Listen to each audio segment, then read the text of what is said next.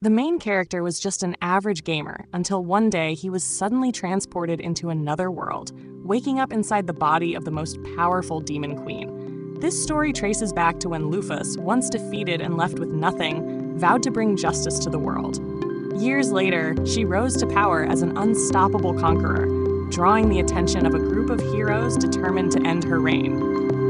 After easily wiping out dozens of knights, she was confronted by 7 heroes who believed they could finish her off since she was tired and outnumbered.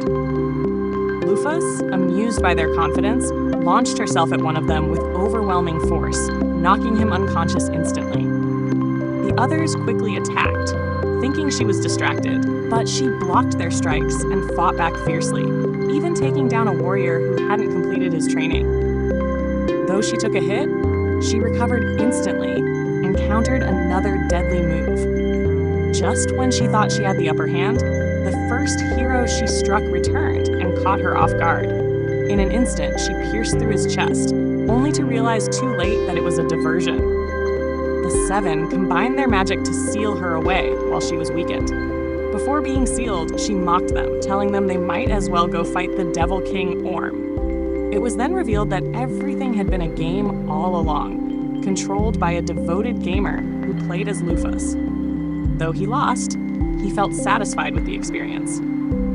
However, before he could log off, he received a mysterious message from the supposed goddess of the game. Thinking it was just part of the system, he accepted, only to find himself truly transported into Luffas' body within the game world.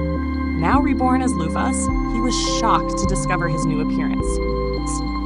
Wings, enhanced powers, and a completely different body. When the humans and elves who had summoned her tried to communicate, her overwhelming aura made them collapse. It took her time to get her powers under control and release them. After recovering, a king explained that she had been sealed for over 200 years, and the Devil King was still alive. The humans had brought her back, hoping she would defeat him. But Luffas, uninterested in their request, declared that she only wanted to explore this world and left to fly freely. Overjoyed at her ability to soar through the skies, she decided to postpone figuring out how to return home. During her flight, she spotted the Sky Tower of Mafahal, her former base from centuries ago. Inside, she found it deserted and filled with dust. As she sat upon her old throne, memories of her past life as Luffas resurfaced, shocking her since she wasn't originally part of this world. Just as she processed this, a mysterious woman named Dina appeared before her. When Dina first lays eyes on Luffas, she freezes in disbelief. But once she's sure it's really her, she rushes in and embraces her after such a long separation. Luffas, confused, insists she doesn't remember having any children or questionable encounters. That's when Dina reveals she was once Luffas' royal advisor. The memory clicks, and Luffas expresses surprise that Dina waited centuries for her return. She apologizes for not recognizing her immediately and thanks her for protecting the tower, though Dina brushes it off like it was nothing. Curious, Dina asks how Luffas came back, and she explains how the humans summoned her. Dina suspects they're from Levitane, a western kingdom that had long prepared a summoning ritual. From there, Dina begins recounting history. The heroes who sealed Luffas became legends, founding nations of their own. Today, only 3 remain alive, while the others died from old age or were slain by the Devil King. She also mentions the 12 heavenly stars, powerful, rare creatures tied to Luffas' past. 2 of them, however, have joined the Devil King's army to take revenge on humans. Intrigued, Luffas decides she'll seek out the surviving heroes to see if they're also players like her, and sets a goal to reclaim the 12 heavenly stars. Dina, however, points out a problem. They're broke. Worse, Luffas' face is famous, meaning people could easily recognize her. Even long-lived elves might remember her from 200 years ago.